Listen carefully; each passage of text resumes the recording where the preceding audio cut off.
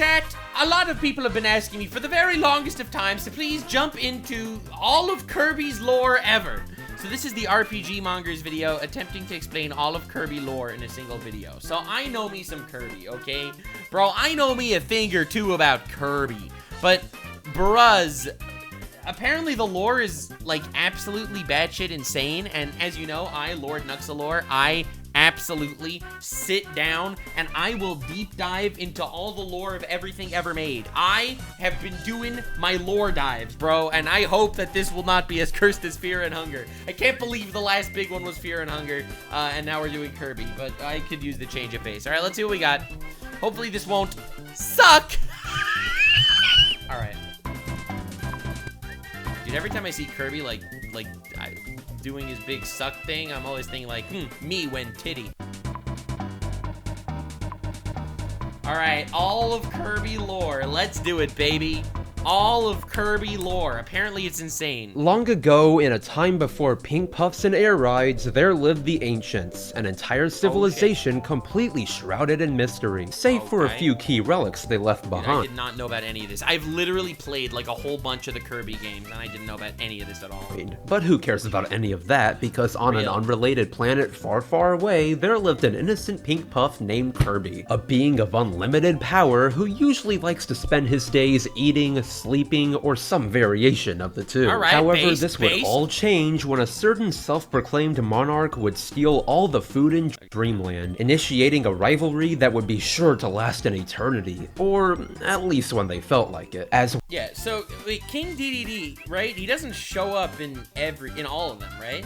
Like, most of the time, he's not even around. While King Dedede would be the first antagonist in the Kirby timeline, he'd soon transition into less of an actual villain and more of an ally/punching bag for Kirby to wail on in just about every game in the series. Yeah, that's how I remembered him, honestly. Whether it be Dedede trying to prevent Kirby from releasing an actual nightmare demon, or wait, what? Just being possessed by an otherworldly force, this king never seems to catch a break. Though speaking of possession... What the frick? Kirby, the destroyer of worlds? Wait, huh? There's genocide in Kirby? No. Kirby is a pink puff ball that's just going around and Majin Buu wishes he had 1% of Kirby's power. Kirby's the villain? Wait, what are you even talking about? How did I miss all of this playing the game? That brings us to our first real piece of Kirby lore, Dark Matter. First revealing itself in Kirby's Dream Land 2, Dark Matter is an amorphous dark entity, more often than not taking the form of a black sphere with an eye in the center. At first, especially in its debut, Dark Matter seemed to be a pretty simple antagonist, what with its only goal being to shroud the world in darkness. Isn't Dark Matter, it's not even, as far as I understood, like playing the games, I didn't even realize Dark Matter had like a personality. I thought Dark Matter was just kind of like an anomalous force that just wanted to consume everything, right? Not like it was evil for the sake of evil. It was just kind of the opposite of matter. If anything, the most sinister thing about Dark Matter is the fact that it could possess whoever it wanted to do its will. So it actually has will, the Dark Matter? It's not just like an amorphous black hole? Including and usually limited to King Dedede. However, while the first appearance of Dark Matter was more of a lone force, attacking Dreamland solely because it was lonely and had no friends, that's actually real, by the way. Wait, what? He gets lonely and that's why he decided to commit a genocide? He wanted to wipe out the universe because he was lonely? Base villain? In Kirby's Dream Land 3, the next installment of the Dark Matter trilogy, we would finally begin to see the bigger picture in terms of this ambiguous villain. Enter Zero, the supposed source and leader of Dark Matter, who Wait, it really is like a character! Like the one before it, targeted Dreamland in an effort to engulf the planet in darkness. Though unlike the lone Dark Matter that had attacked before, Zero comes much closer to completing its mission, with the planet becoming fairly engulfed before Kirby. There are humans in Kirby World? He put a stop to it, but how exactly did he put a stop to it? Well, let me explain, because yes, this is important. Essentially, dark matter in general, alongside being made up of, well, dark matter, are beings of concentrated negative energy and emotions, making oh shit, okay, their only real weakness the opposite of that. Wait, so because Kirby is like super positive, it's able to face dark matter? It's not actually like the power scaling of it all? Positive emotions. Just take the aptly named Love Stick, a weapon forged from the gratitude of everyone Kirby helped along the way, which proved to be the downfall of Zero and its cronies. However, that being said, not all dark matter are necessarily evil. Take Gooey, for example, a member of dark matter that somehow broke away from Zero's control altogether and— So dark matter, they're actually like intelligent life forms. That's crazy. formed a will of its own. How did this happen? Well, we'll just have to go into that later because we've still got a lot to cover. Next up, after Zero was seemingly brutally annihilated on Popstar, a similar force began to attack a faraway planet known as Ripple Star, engulfing the planet, much like a certain orb we all know and love. Unfortunately for them though, dark matter struck fast this time, and Ripple Star ended up completely succumbing to its invaders, safe— Oh my god! It wiped out a planet!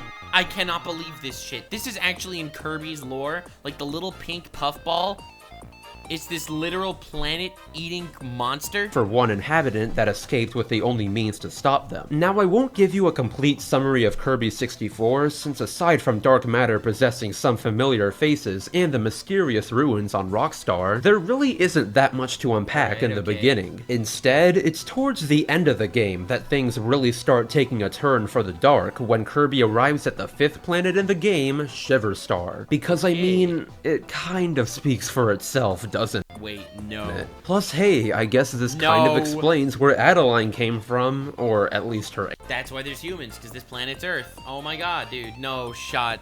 No shot Earth is actually one of the planets in the Kirby version. Ancestors. Though moving on to the corrupted Ripple Star, after defeating Miracle Matter and expunging the planet of all dark matter, the Dark Star reveals itself with a familiar face at its core. But hold up a minute, wasn't Zero destroyed in Kirby's Dream Land 3? Well, kinda. In the case of 64, it's heavily implied Zero was revived using the body that was cast away towards the end of its first fight. So after yet another mildly disturbing battle in a game made for kids, dark matter was once again supposedly defeated. I'm a little actually freaked out right now. Listen, I played a bunch of Kirby games, okay? I'm always used to facing like these dark entities.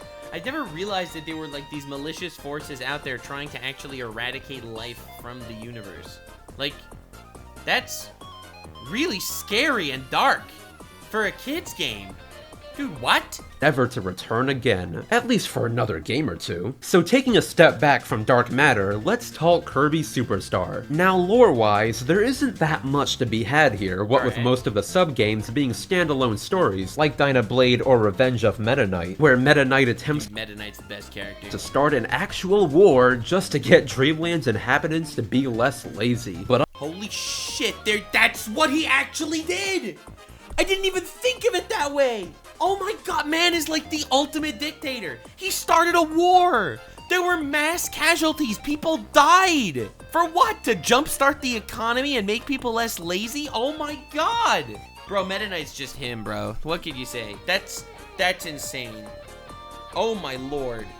Bro's like a utilitarianistic monster. A Machiavellian demon. Undoubtedly, aside from those, the most important sub-game within the game is Milky Way Wishes, where Kirby is tricked by the scheming jester Marx into summoning Galactic Nova, a mysterious clockwork star of then unknown origin. You see, once Nova is summoned by someone, it has the power to grant one wish, no matter how small or large. Scary. So in turn, after Marx got the sun and moon to fight each other in order to trick Kirby, literally all it took was him jumping in to say his wish first to turn the seemingly harmless machine into a force of mass destruction. Bro, Kirby has caused so much suffering. What?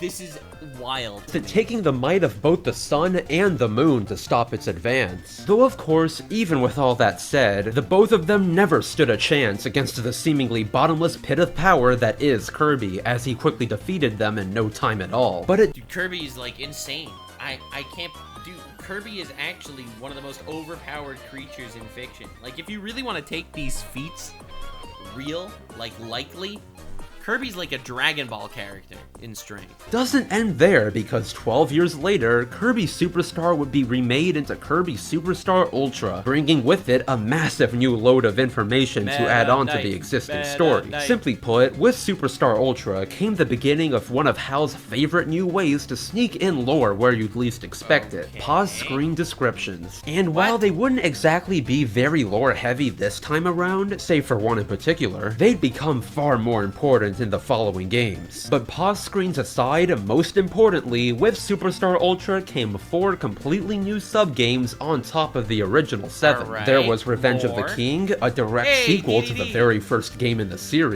That's awesome. That's so awesome. Helper to Hero, a version of the arena only with helpers, True Arena, an even harder version of the normal arena, and the star of the show, Meta Nightmare Ultra, where for the very first... Dude, I love Meta Knight so much. He's such a cool character. He was such an edgy dude. Time, you get to play as the infamous Knight himself. Now, Meta Nightmare Ultra is a bit of a tricky case, since technically the events that take place in it aren't exactly canon. Instead, they're more of a what-if scenario, where the events that take place within the modes flesh out certain aspects of the lore while never canonically taking place within the main story. That's okay, I think that's interesting. That's pretty cool, all in all. Case in point, I'm so happy this isn't another Fear and Hunger. I literally needed some just light lore.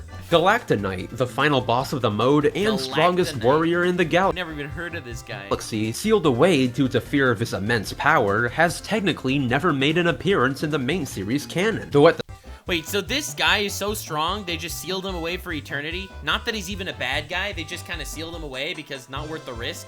What if he actually wants to be evil? Like, what? At the same time, that doesn't mean he doesn't exist somewhere out there and could very well show up in the main series canon at any time. The True Arena also falls under this category as well, serving as a what-if scenario with the conception of Mark's soul, a stronger version of Mark's who, after surviving the explosion of Nova, absorbed its power to get revenge on Kirby. And as great as all that is, by far the most important aspect of this is his new pause screen description, as it contains some pretty heavy foreshadowing. To quote, he absorbed a Nova's power to bring back his evil soul. A Nova's power. Notice the fact it says a Nova's instead of the Novas. While there is a chance it could be a translation error, considering the events of future Kirby games, I'm not so sure. Though we'll get to that later, because next up on the chopping block is Kirby and the Amazing Mirror. This is my favorite Kirby game. I know, maybe it's cringe, maybe it's not the most based take, but this is by far my favorite Kirby game. An incredibly important game in terms of lore, as it contains the first instance of the mirror dimension. To start from the literal top... Dude, I thought this was one of the most cursed... I remember, there is actually one really dark side to this. Like the fact that Meta Knight is trying to save the world, but you actually kill Meta Knight because you think he's a bad guy. And then you fight evil Meta Knight and you're like, oh, wait a second. The Meta Knight I killed earlier in the game was actually a good guy. It's like, what? High in the skies above Dreamland, there exists a mirror portal into the Mirror World, a complete reflection of Dreamland, including Mirror World counterparts to its inhabitants. One day, after sensing a dark force emanating from the mirror, Meta Knight flies into the mirror to save the world.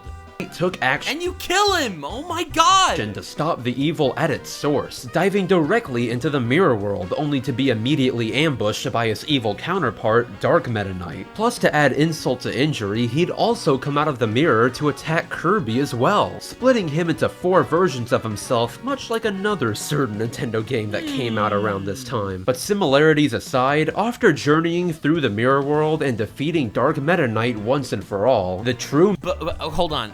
I love he neglected to mention the fact that you have to so he cuts up this mirror, he slices up into I think like 8 parts, right? And each of those 8 pieces of the mirror are guarded by different bosses, right? One of the bosses that you have to kill to get the piece of the mirror to complete the mirror is the real Meta Knight. The Meta Knight that entered the Mirror World to save the world is one of Kirby's victims, is literally one of the victims that he needed to rebuild this mirror to attack Shadow Meta Knight. Like, he actually had to kill the best good... Like, how messed up is that? for a kid's game. After journeying through the mirror world and defeating Dark Meta Knight once and for all, the true mastermind is revealed, Darkmind. And wouldn't you know it, he's the mirror world equivalent of Zero. Yo, that's crazy. I never understood the lore behind this guy. Corrupting the mirror world much like when this guy showed up at the end, I was just like, what the fuck is this random eyeball monster? like Zero corrupted the normal one. Though thankfully, once Darkmind— So wait, so Darkmind and Evil Eye guy, like these guys, they just corrupt things. They just take over people's minds and corrupt dimensions and shit. That's awful. was defeated, the mirror world was left in the hands of Shadow Kirby, who would continue to protect it in Meta Knight's and Kirby's stead. Now nothing bad will ever come from the mirror world again, right? Well, all I can say is we'll get to that soon. Moving past Amazing Mirror, Canvas Curse, and Mass Attack, since the latter two are pretty much contained to themselves, we arrive at Kirby's Squeak Squad. At first, this game seems to have another pretty self-contained story, what with Kirby chasing after a piece of stolen cake that a gang of thieves known as the Squeak Squad stole from him. Dude, I love how, like, how inconsequential all these adventures are. It's like, he stole a cake, I will try to get it back. And you're like, Lamau, that's cute, that's wholesome. And then there ends up being like these world-altering Eldritchian gods that he has to fight along the way. However, as the game progresses, and the Squeaks happen upon the treasure they assumed would grant infinite power, it turns out they'd get more than they bargained for, with their leader, DeRoach, being possessed by Dark Nebula, a member of dark matter that had been sealed away in a forgotten era, left alone— That's literally what goes on every single time. It's like, oh, he stole a piece of cake.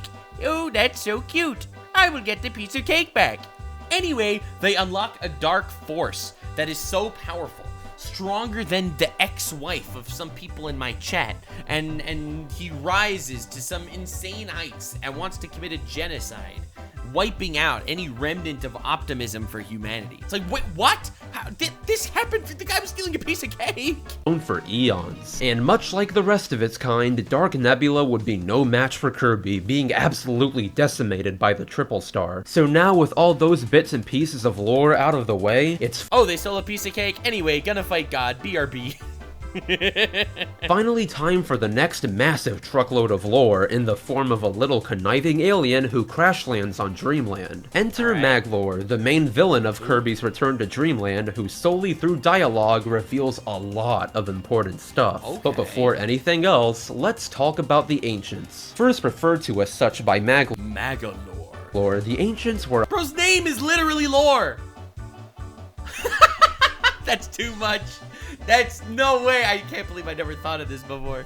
Bro's name is literally Lore. A highly advanced civilization who mysteriously vanished at some point in history due to an unknown cause. Originally, they all lived on Halcandra, a planet extremely far away, hidden in another dimension. Now, coincidentally, Magolor also says he's— this is the only acceptable multiverse— native to Halcandra as well, though considering his history with telling the truth, that could very well be false. Like, just take his ship, the Lore Starcutter. While it does seem he's telling the truth about obtaining it on Halcandra, rather than excavating it in Dangerous Dinner, he most likely just stole the thing and heavily modified it into a weapon to kill Landia, an endeavor that didn't exactly have the best results. This was also later backed up in Star Allies when the lore in Lore Starcutter is revealed to mean paradise, confirming the ship was not intended for battle. Though in this— that's crazy.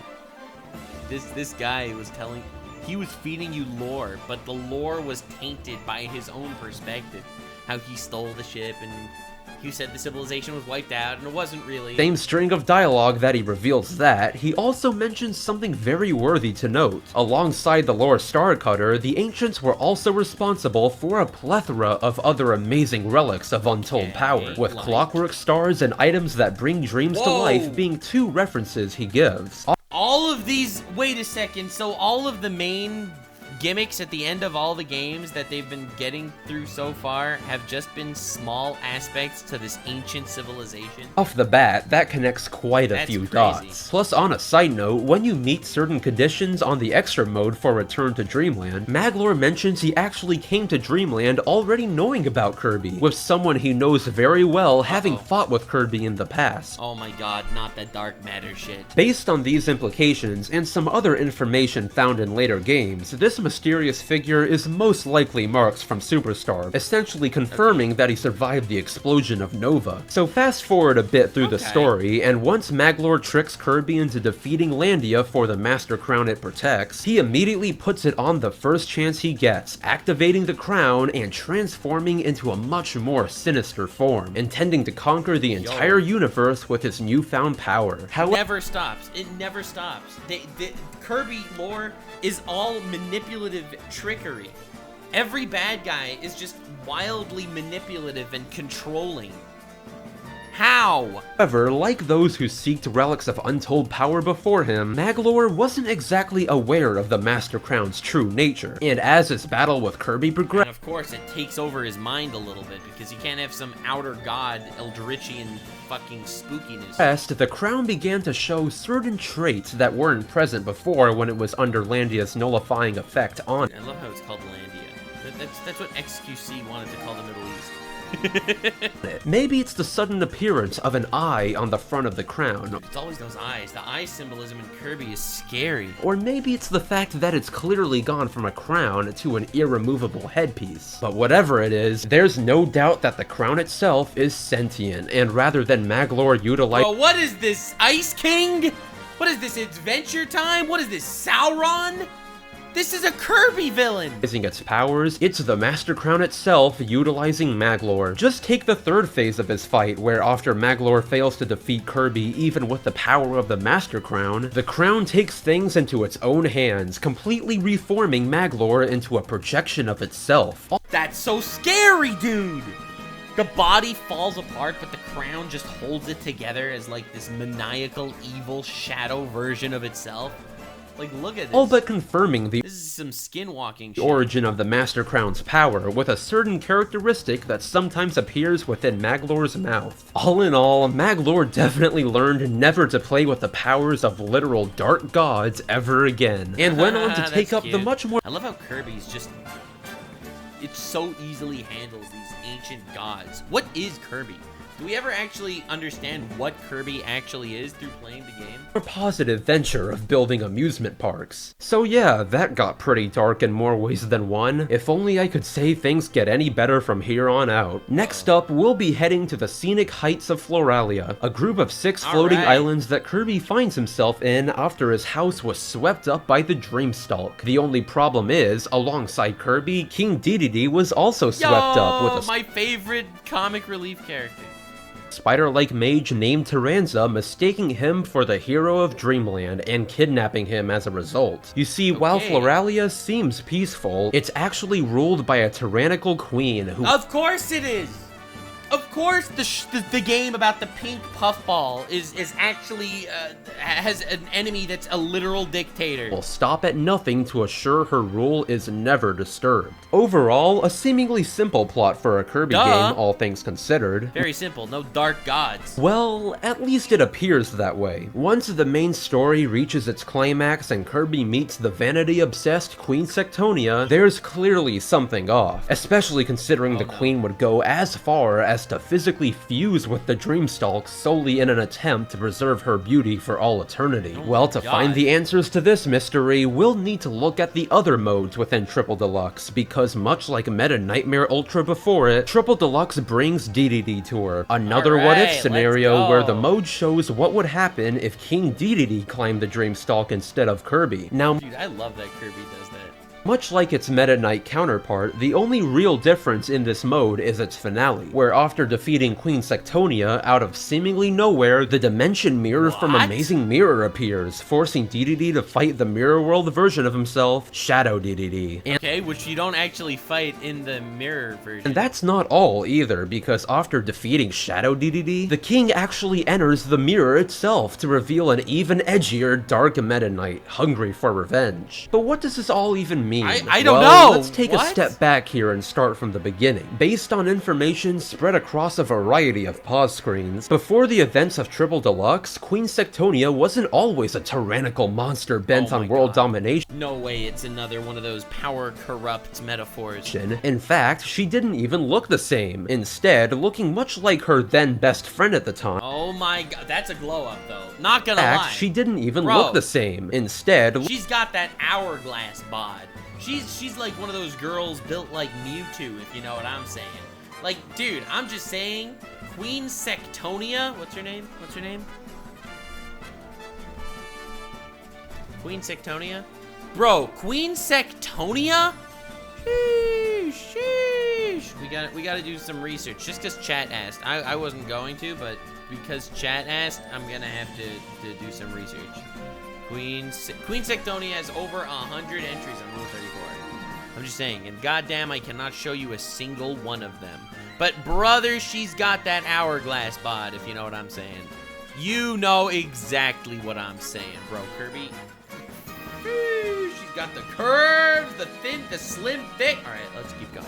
Looking much like her then best friend at the time, Tyranza. You see, at this point, Tyranza actually had feelings for Sectonia, and as a gift to her, went into the mirror world and stole the dimension mirror, not knowing the mirror actually served as a prison for Dark Meta Knight. Oh shit. Okay. Who, ever since being defeated, had been festering in there, slowly but surely corrupting the very mirror itself with his hatred. So in turn, once I told you that mirror dimension was the most cursed part of these games. Sectonia got the mirror from Tyranza, it slowly began to change her the more she gazed into it. That's crazy. It literally is, it's a metaphor for vanity at the same time. That's fucking wild that Kirby did that. So on the one hand, it's like, you know, dark energy, it corrupted her, it made her evil, but it's obviously a metaphor for vanity. You keep staring at the mirror, you be in a position of power, and you keep staring into the mirror and looking at yourself and being, like, loving yourself and being vain to that insane degree. It will corrupt you as well, where you feel like you are deserving of more, where you actually are a tyrannical ruler, where you are more important than everyone else. Like, that's such a good metaphor! And also, of course, Dark Eldritchian God controlling her because, of course. Soon, dissatisfied with her current form, she'd use magic to make herself more beautiful, resulting in the wasp-like appearance you see her with in the game. And once she gazed into the mirror enough, just about every shred of her former self had vanished, being replaced by an endless hunger for power and beauty. That's honestly wild. It's wild that the metaphor is a powerful ruler that is obsessed with her looks, right? It's obsessed with staring into a mirror. Like, dude, what a crazy philosophical villain. Forwarding a bit back to the events of the main story, the Sectonia you see here is but a husk of her former self, with even Tyranza realizing that the only solution to save both Sectonia and her subjects is to help Kirby permanently put an end to her. While it's definitely a victory without a doubt, what with the Sky People finally being freed from Sectonia's iron fist, for Tyranza it's bittersweet, since although he knew it had to be done, he can't help but mourn the loss of the one he loved. So yeah. Dude, that's so tragic! Oh my god. Dude, this is a Kirby game! One more time. Save both Sectonia and her subjects is to help Kirby permanently put an end to her. While it's definitely their ultimate goal was to end their own life. A victory without a doubt, what with the Sky People finally being freed from Sectonia's iron fist, for Tyranza it's bittersweet, since although he knew it had to be done, he can't help but mourn the loss of the one he loved. That is so tragic. Bro, this is a Kirby game, and no kid playing this game understood this at all. That it was someone that literally had to get Kirby's help to kill the person that he loves, because the person became a husk of their former self, being completely corrupted by power and vanity.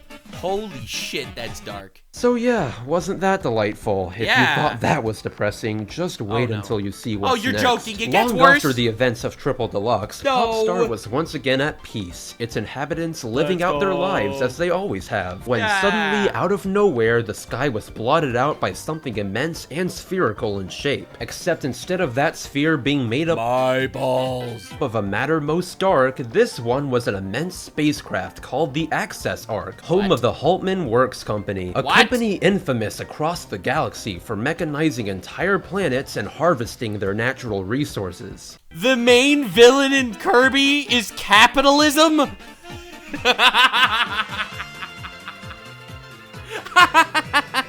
What is even going on? What is even happening right now?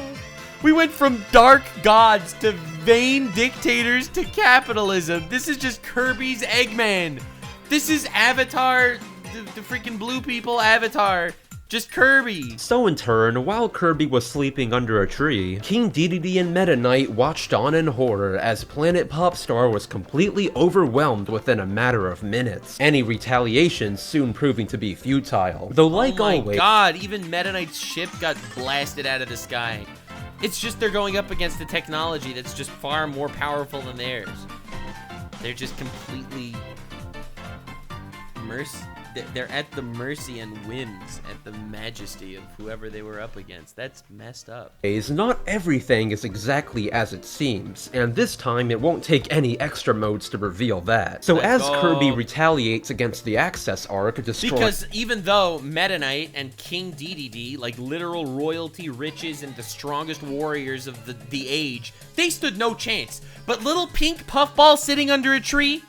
Yes, sir. Yes, sir. Yes, sir. Each of its 5 legs embedded into the planet, he meets the executive secretary of the company, Susie. And although she doesn't reveal all that much during her conversations with Kirby, she does mention a certain mother computer that will become extremely important in a bit. Because once Kirby destroys all 5 legs and enters the Access Arc, he meets President Haltman. Oh my god, dude! Destroys all 5 legs and enters the Access Arc, he meets President— They just made it a white guy with a mustache. That's the main villain. Oh my god, that's incredible.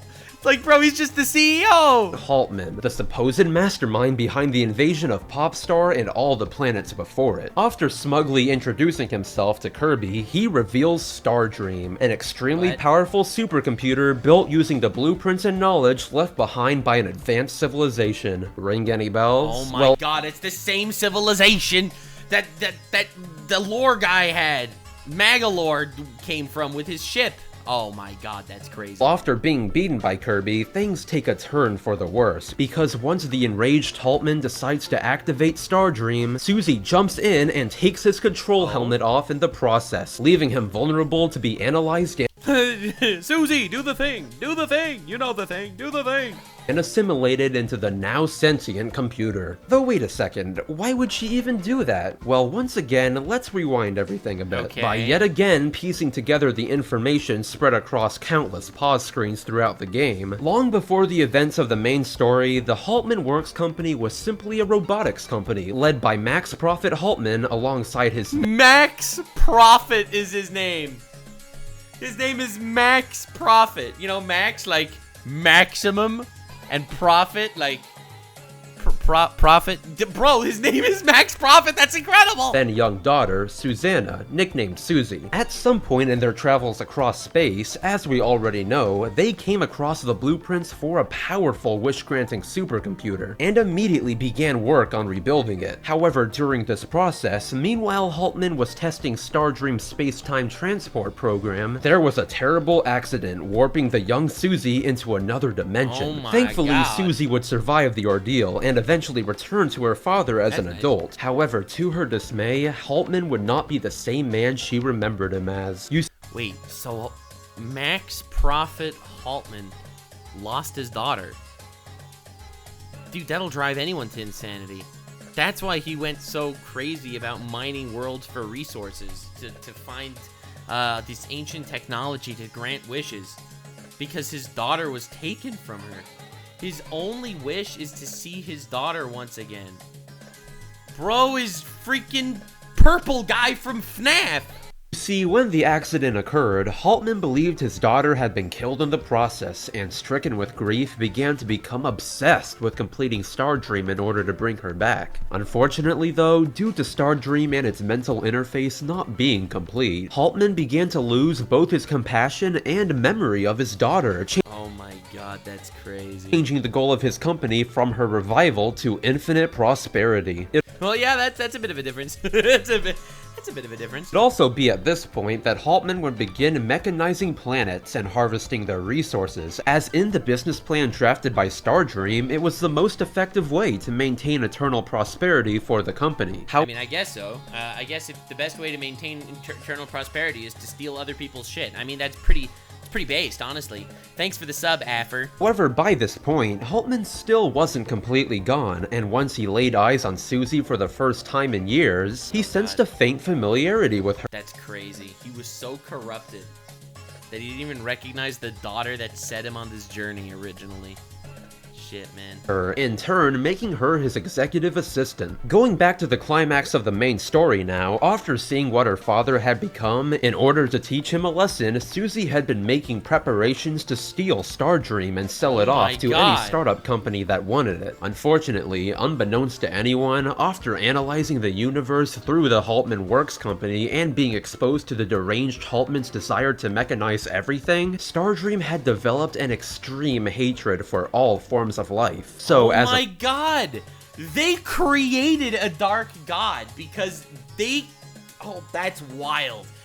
Because he is so corrupted by greed and grief and suffering and tragedy and spreading trauma throughout the galaxy, he created an AI that sees all the worst of humanity. So he literally created something that hates life. What a crazy way to build up a villain. Holy crap. But also, I think it is worth mentioning that, like, why do people work? Okay? Well, why do people work? To make money. Okay, why do you need money? I don't know. To support yourself, to support your family, to take care of your loved ones. I think that's how it starts for almost everybody. But eventually, the money becomes the goal, right? The goal isn't buying shit to live. The goal is amassing more money. Money becomes the goal of making money instead of, you know, a house, a bed, air conditioning, fucking Wi-Fi, paying for Disney Plus and Netflix because streaming services are absolute ass. Like, you become a cog in the machine where the purpose of making money is to make more money. And I think, like, you see that a lot with this max profit over here. Dude started off with, you know, traveling the galaxy and shit for his daughter, right? His daughter disappeared. He thinks she's likely dead. He wants to try very, very hard to get her back, right? So he starts off making money for family, for people he cares about. But eventually, he starts making money for money. Dude, honestly, how fucking crazy is it that that is the metaphor for this character? Like, obviously, I know that in the lore that's not exactly what happens, but that is, I think, very clearly the philosophical approach to what makes this character evil. The result, once Susie interrupted the startup process of Stardream, the computer took to absorbing all that was left of Haltman's memories down to its very soul, fusing the two into an all-powerful being bent on mass destruction. Of course, now, realizing the grave mistake she just made, Susie completely changes her tune and sends Kirby on his way to take down the godlike supercomputer. It's crazy. It's like, alright, Kirby, you're up because you can do this somehow. Given the soul of a broken man. And just wait, because it doesn't end there. As Kirby fights Stardream in the look at this, that's cool. Actual halberd of all things, to make itself stronger, Stardream attaches itself to the Access Arc, transforming the entire ship into a sentient planet. Ironically enough, this also ends up completing Stardream, as underneath the steel plating of the Access Arc, it's revealed that the entire ship was actually a repurposed Clockwork Star. That's crazy that the lore doubles back on itself like that the Clockwork Stars actually remain relevant throughout the entire story. Yo, what a crazy reveal. Stardream being the final piece to reactivate it. Yet again, technology that was meant to be used for the good of everyone, fallen into the wrong hands. It became a life-threatening, not just personal life, but all of life is now in jeopardy because of this. So before we move on to the They've given the ultimate MacGuffin weapon to an AI that is built on hating life and hating every human desire. Shit, that's wild. Now, final chunk of Kirby SCP-001 Kirby lore. Planet Robobot has a bit more in store for us. First off, like Superstar Ultra and Triple Deluxe, Robobot brought in yet another what-if scenario with Meta Nightmare Returns. A mode that, while does give some pretty valuable pause screen info, has a finale that is just insane. So in this particular what-if timeline, once Meta Knight defeats Haltman, Stardream recognizes him as its new admin and decides to test his ability. abilities. And again, Dude, I love Meta Knight. He's so cool. while this section doesn't really contain too much lore, it more just goes to show just how powerful Stardream is, with it being capable of not only producing a clone of the original Dark Matter Oh my god, he's back! swordsman, but Sectonia as well, with it even going as far as to summon Galactonite, who in retaliation immediately destroys the computer. Plus, That is the most badass shit in the world. It's creating all these facsimiles of these former bosses, but Galactonite is so strong. When it makes the Galactonite clone, it turns on its creator. Yo, that is how you build a badass character. Oh my god. hey, that mode aside, in Robobot's True Arena, there's another fun little tidbit Hal decided to sneak in. Basically, in the final phase of the Stardream fight, when Stardream sucks Kirby into its core, Sometimes you are the suck, and sometimes you are the sucked. every time you destroy a piece of Stardream's internal mechanisms, you can actually hear a distorted version of Haltman screaming in pain, showing that while Stardream had erased most of his soul, fragments of it still remain, forever trapped within the malevolent Nova until someone destroys it for good. Though now, That is mega cursed. Oh my god. with all that said, we've reached the final stretch. Let's Ladies and go. gentlemen, get ready for quite possibly one of the most important lore dumps in Kirby history with I'm the ready. story of Kirby's star allies. Long ago, in deep space, a Alright, certain cool. dark power was sealed away within a Of purple course. crystal called the Jamba Heart by a group of unknown heroes. They'd accomplished this by embedding several heart spears within the crystal to seal the evil away. However, many eons later, long after those said heroes had vanished, a new group arose who, instead of wanting to seal the darkness, revered it and yearned for its return. One such member of this group came very close to their goal as well, succeeding in removing the heart spears trapping the darkness. The only problem was, since he didn't fully understand how to break the seal himself, the ritual went wrong, causing the Jamba Heart to explode, sending its fragments all over the galaxy, Popstar included. Wait, so is this a whole this game, you actually have to travel the whole galaxy to find all these different shards and shit? In turn, with the entire galaxy once again being at stake, Kirby set out to take action, and this It's crazy that everything falls on Kirby's shoulders every single time. And I don't even know what Kirby's supposed to be! time he wasn't alone. You see, in terms of Kirby games, Star Allies has honestly become the Infinity War of the series, with friends and foes from past games all coming together to help Kirby save the Bruh. cosmos. Dude, that's just a Super Saiyan. Like, this guy's just a Super Saiyan. Like, you're not gonna convince me otherwise. More unlikely allies coming to Kirby's aid. For Marx, as was shown in the True Arena cutscene in Superstar Ultra, he did actually manage to survive his head-on collision with Nova, only Let's instead go. of taking revenge like he did in that timeline, he changed himself for the better. For Dark Meta Knight, probably the sketchiest dream friend out of them all, he's mainly just interested in the dark powers of the Jamba Heart, probably due to its similarity with his lost master. For DeRoach, well, he just wants to steal the Jamba Hearts for DeRoach. himself, as he thinks they're ordinary jewels. For Taranza, sadly, he still hasn't been able to let go of Sectonia and Oh my god, because he had to kill his love. Oh man. believes that if he goes to the altar of the divine terminus, he'll be able to bring her back to life. That's crazy. So really, every single one of these characters is taking their actual plot lines and uses that as a reason to chase these shards. And finally, for Susie, following in her late father's footsteps, she's begun to rebuild his company, She tries to become the CEO now, no. determined to continue his work of mechanizing entire planets. So okay, with the surface level stuff out of the way, let's get back to the main story. As Kirby liberated countless individuals who'd been plagued by the Yo, dude, King DDD, frick, man, dude. Wow, holy crap, bro is ripped. Bro is cut.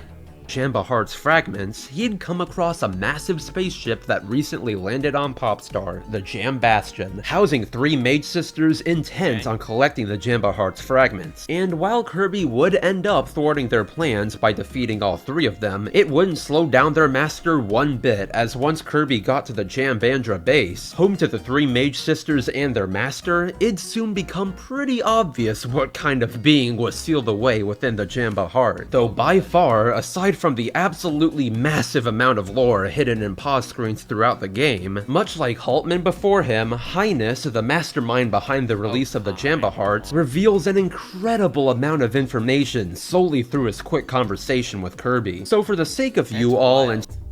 Okay, we are the master of a power driven to the far reaches of the universe.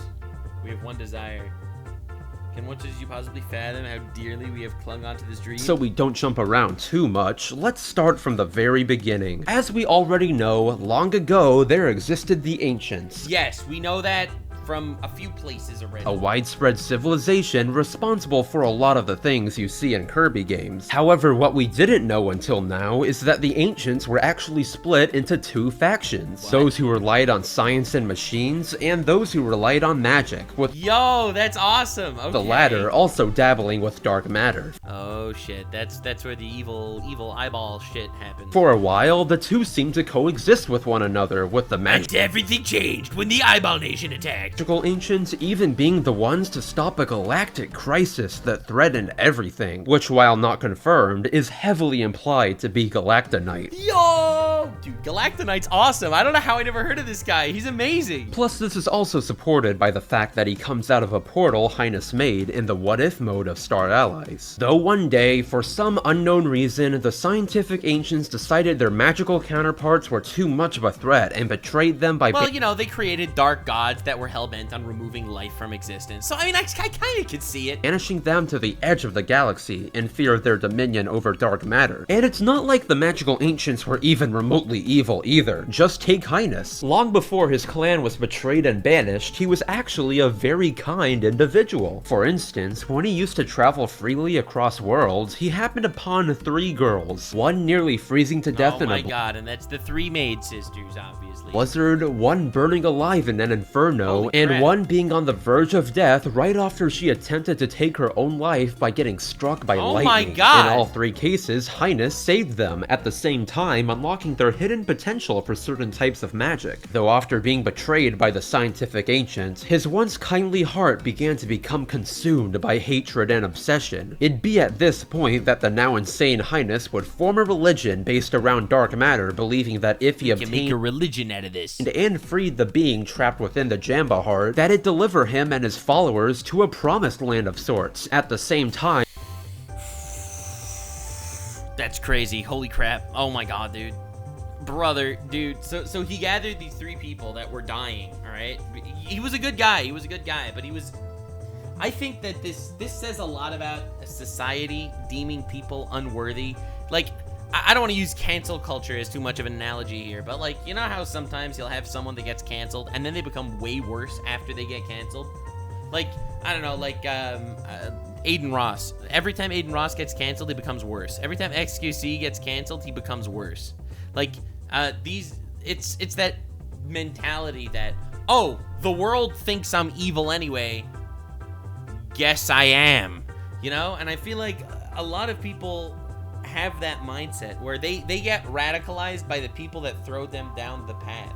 So when the entire science people, basically, they took the entire magic community, put them all in one box. Even there were some of them that were dabbling with dark matter garbage, which was obviously scary and evil. So those guys, obviously, you got to get rid of them. But they really put everyone together and sent them all out and excommunicated all of them, really kind of putting even the good ones on their villain arcs.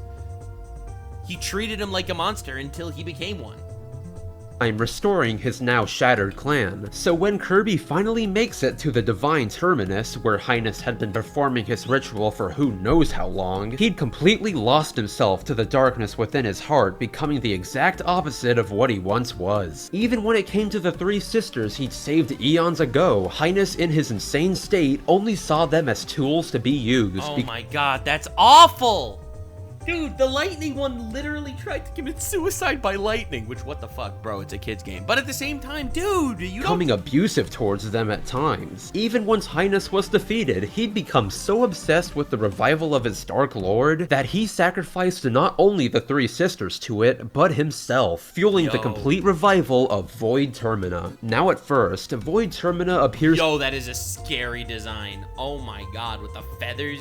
to be a massive hulking titan with incredible incredibly destructive powers. You know, what you'd expect from a destroyer of worlds. But as the fight progresses, clearly there's something more to the humanoid than Of course an eyeball. Of course there's an eyeball! meets the eye. Just take its third phase, where alongside sprouting wings that look pretty familiar, it summons a replica of the Master Crown, all but confirming Void Termina to be the force controlling the original all along. But most importantly, there's Void Termina's fourth phase, where it straight up pulls an Earthbound and copies Kirby's face. What does this mean? Well, we'll get there in a second, because alongside Kirby's face, what is Kirby? I feel like the biggest question, the biggest mystery through all this lore is, where does Kirby fit into all this lore? as you progress through the fight, Void Termina confirms what the entire game had been alluding to, the fact that not only is it dark matter, but it's the source of it. Now I know I'm kind of encroaching on theory territory here, but hear me out, because this just lines up too perfectly. As stated in various pause screens, Void, aka dark matter, exists in all dimensions, accounting for instances like Dark Mind in the Mirror World, and even Dark Crafter in Kirby and the Rainbow Curse's Seventopia, though by far the most game-changing piece of new information expressed by these pause screens is the true nature of dark matter. Remember how in the Dark Matter trilogy, Zero's only real weakness was the power of positive emotions? Well, it turns out that was a lot more important than we ever realized, because in this pause screen right here, it's revealed that depending on the type of energy that's gathered, dark matter will not always necessarily be a force of evil. That's crazy. So it's not the... Okay. Hatred, obsession, jealousy, greed. The darkness gathered by Highness has transformed into corrupt power within the Void Termina that conflicts with its newly forged soul. Chaos descends, but you'll be okay. The Star Allies have your back, because you need friendship to go against someone that was excommunicated. Highness was he was the mage that was excommunicated. So of course the Star Allies have your back. You need friendship, people that accept you for who you are, to counteract the evil that became this creature. No telling if it's true, but according to the ancient scrolls, Void Termina may rise again in other forms depending on whether positive or negative energy is gathered. Seems that being a darkness will wander the galaxy until one day is reborn into new existence and return, hopefully be a friend. Like, it's so interesting, the idea that we keep seeing the Void Termina show up again and again and again as this source of evil. But that's only because the people that are gathering energy are evil people. They're gathering negative energy to create it. It is not inherently good or bad. The energy that's gathered, dark matter will not always necessarily be a force of evil, explaining how GUI even came to be. But aside from all that, using the information we get from pause screens and the fact that Void Termina's roar is literally just a slower version of Kirby's voice, there's a pretty good chance Void Termina is actually related to Kirby. That's the missing piece! That's what we needed. That was literally what we needed. That's the missing piece. Kirby probably is a Void Termina. Just a Void Termina of positivity. You know what? Created by the player. The player is positive when they're playing the Kirby games, and the Kirby might be the positive emotions of the player taking form in this universe. Just like the Void Termina is also accessing some outer force that's beyond the control. That's crazy if that's true. Okay, Kirby lore is awesome. I take it all back. Kirby lore is awesome. With the game heavily alluding to the fact that if Void Termina was born using purely positive energy, he could very well end up looking a lot like our titular Pink Puff rather than a dark monstrosity. And on that note, taking all of that into consideration, not only does this game pretty much spell out the origin of dark matter, but from the information we're given, that's the origin of Kirby as well. Kirby himself may very well be the outcome of Void being birthed with pure positive energy. So there you have it, right? All of Kirby lore wrapped up nicely with an Elder God. Well, not just yet, because after Void Termina was defeated, Highness would fall into a dimensional rift, absorbing all the dark energy Void left behind and encasing himself in yet another Jamba Heart. So in turn, once Kirby releases him and defeats him in his corrupted state, the three mage sisters who've also been corrupted challenge Kirby as well, leading to him both defeating them again again and purifying them with a friend heart, finally resolving the hatred that had plagued them for so long. In fact, this is honestly a pretty happy ending in Kirby terms, what with there being no dead dads and no dead crushes. Plus, in a completion picture for the mode, it seems like even Highness has finally begun returning to his old ways. That's so cute. Relaxing with the three mage sisters on a beach. But wait just a second, since while Highness seems to have finally found peace within himself, there's one more looming entity I haven't touched on. If you thought the lore around Void Termina was convoluted, I thought that was the coolest part of this entire video, honestly. The Void Termina lore is freaking incredible. And oh boy, you haven't seen anything yet. So okay, in Star Allies, there's a what if mode called Guest Star Allies, where it depicts what would happen if one of Kirby's friends confronted Highness instead of Kirby himself. And like always, it's only the finale itself that really has any noticeable changes, since instead of fighting Void Termina, Highness instead decides to open up an interdimensional portal, once again releasing Galactonite Wait, that's interesting. Why? onto the world. Is it because the Void Termina is an antithesis to Kirby? So if you're playing as Kirby, you end up going up against Void Termina. But if you're playing as like Meta Knight or something like that, you go up against Galactonite instead. Except things don't go how they usually do this time. Instead, a familiar butterfly lands on the tip of his sword, completely absorbing Galactonite's immense power and creating Morpho Knight, a mysterious warrior whose design actually originated from the cancelled Kirby GameCube game. Yo, that's so cool, huh? So as cool and completely random as Morpho Knight is, It seems so random. let's touch on that butterfly for a second, because I'm not joking when I say it's literally been with Kirby all along. My God, it's been around the whole time! While the specific orange one has only appeared in every mainline game since Return to Dreamland, butterflies in general have been appearing alongside Kirby ever since the very first game, meaning a being capable of absorbing the actual strongest warrior in the galaxy. The butterfly is just the snail from Adventure Time. Has been with us this whole time. Now I know what you're saying. What in the actual hell is even happening anymore with Kirby lore? And honestly, for this one, I share your sentiment. As of now, Morpho Knight and the nature of the butterfly. I don't know, Morpho, isn't the butterfly a Morpho butterfly? Isn't that a type of butterfly? There is a Morpho butterfly. This is a Morpho butterfly. That is a type of butterfly. So maybe Morpho Knight is just the butterfly knight somehow. They are mostly shrouded in mystery, with the only real information about them being the fact that the butterfly is a supposed being of paradise, and that Morpho Knight is associated with a judgment day of sorts, meaning Morpho Knight is somehow related to the Kirby afterlife? Absolutely insane, I know. So well, that's about it, or at least it is for now. To be honest, there's no telling what Hal has in store for us next. Hell, for all we know, Yin Yarn could somehow end up being the key to everything. You really never know. But anyways, ranting like a madman about Kirby lore for so long has given me an appetite. How about some strawberry shortcake?